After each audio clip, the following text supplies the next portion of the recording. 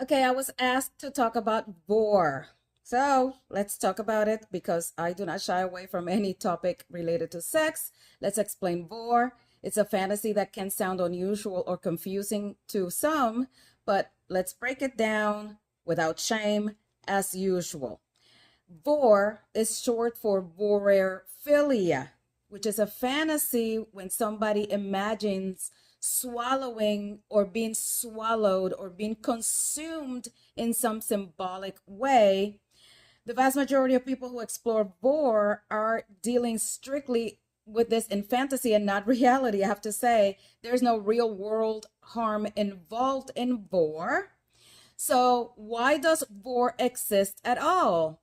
Fantasies often have deeper emotional meanings beyond the literal storyline, and for some, Vore can probably represent surrender or trust, the desire to feel held, enveloped, or completely accepted by somebody else, a way to feel powerful, dominant, or in control, escaping responsibility or pressure through symbolic disappearance, exploring safety through transformation or merging with somebody else. Obviously, we all use humans to explore emotions that we don't have language for or needs that are too big or complicated to express directly. And Vore is simply one of those imaginative frameworks people use to explore themes of closeness, power, vulnerability, or escaping their reality.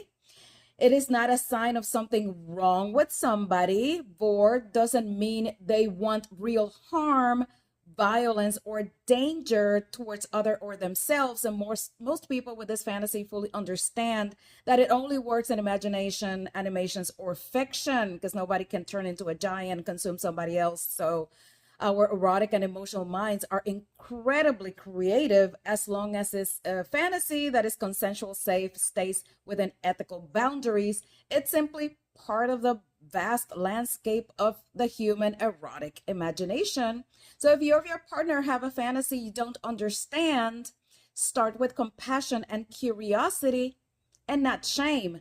Ask questions, offer them a safe container to explore their fantasies, talk about it. Obviously you don't have to say yes to everything, but when you really care for somebody, you should mean to at least understand what they're asking and allow them the vulnerability and the courage to come to you to share.